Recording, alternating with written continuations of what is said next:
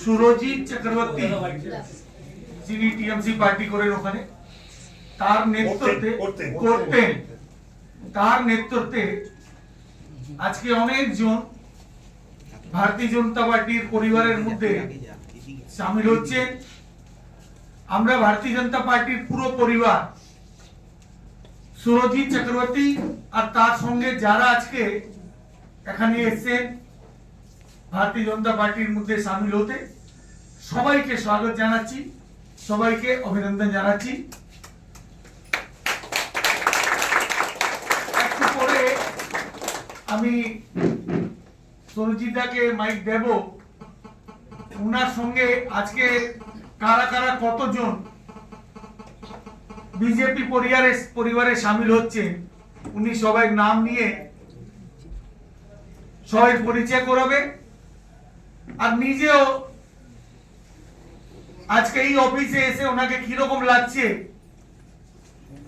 মনে কত শান্তি হচ্ছে উনি নিজের মুখ থেকেই বলবেন। বিজেপি জিন্দাবাদ, জিন্দাবাদ, জিন্দাবাদ, বিজেপি জিন্দাবাদ, জিন্দাবাদ, নরেন্দ্র মোদি জিন্দাবাদ, জিন্দাবাদ, জিন্দাবাদ, নরেন্দ্র মোদি জিন্দাবাদ, জিন্দাবাদ, জিন্দাবাদ, জেপি নড্ডা জিন্দাবাদ, জিন্দাবাদ, জিন্দাবাদ, অমিত শাহ জিন্দাবাদ, জিন্দাবাদ, জিন্দাবাদ, শ্রমিক দা জিন্দাবাদ, জিন্দাবাদ, জিন্দাবাদ, বিজেপি জিন্দাবাদ, জিন্দাবাদ, জিন্দাবাদ। ঠিক আছে। আজকে ভারতীয় জনতা পার্টি উত্তর কলকাতা জেলার মধ্যে আরে ঢুকবেন না, আজকে বেড়িয়াঘাটা বিধানসভা থেকে 34 নম্বর ওয়ার্ড এখানে আছে কিষেনজি, তাপসদা, এখানে উপস্থিত আমার সব থেকে অভিভাবক তাপসদা, কিষেনজি, তমগ্নদা এবং আরো সবাই যারা আছে। আমি 99 সাল থেকে তৃণমূল কংগ্রেসের একনিষ্ঠ কর্মী, যার সব থেকে এখানে প্রমাণ তাপসদা নিজে এবং মোহিত সরকারও আছেন। 2024 অব্দি আমি তৃণমূল কংগ্রেসের পুলিং এজেন্ট হিসেবে কাজ করেছি 207 নম্বর পার্টে।